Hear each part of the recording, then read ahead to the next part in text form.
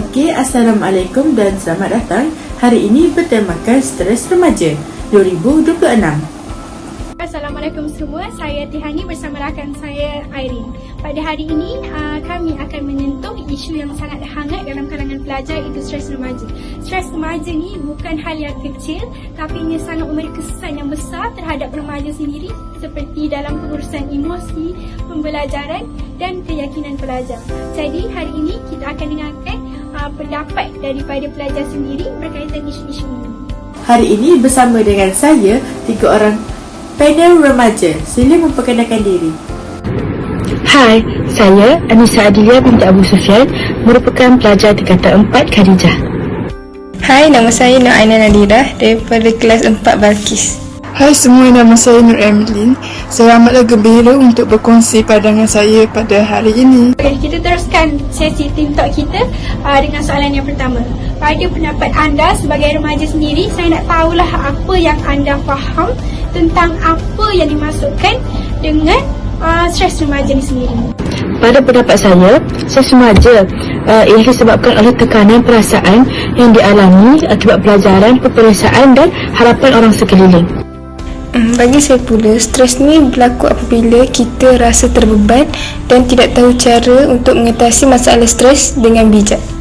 Stres remaja juga boleh datang daripada masalah emosi seperti rendah diri, takut untuk mencuba ataupun takut untuk gagal dalam melakukan apa-apa perkara. Okey, soalan yang kedua pula, apakah punca utama stres dalam kalangan remaja? Tekanan akademik adalah punca utama, terutamanya kerja sekolah yang terlalu banyak sehingga menyebabkan pelajar tidak mempunyai masa yang cukup untuk berehat.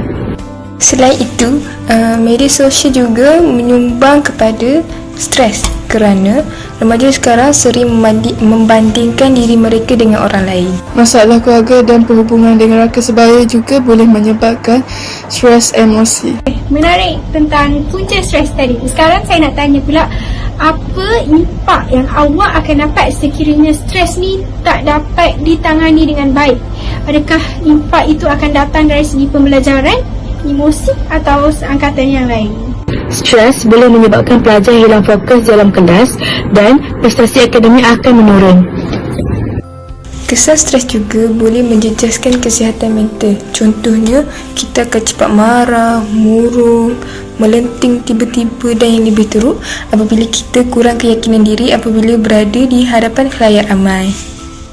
Jika berterusan, stres boleh membawa kepada masalah yang lebih serius seperti kemurungan. Okey, akhir sekali, apakah cara yang boleh dilakukan untuk mengatasi stres remaja?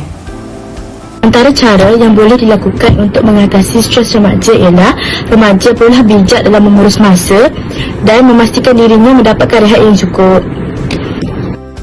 Berkongsi masalah dengan orang yang dipercayai, contohnya ibu bapa, guru-guru, rakan-rakan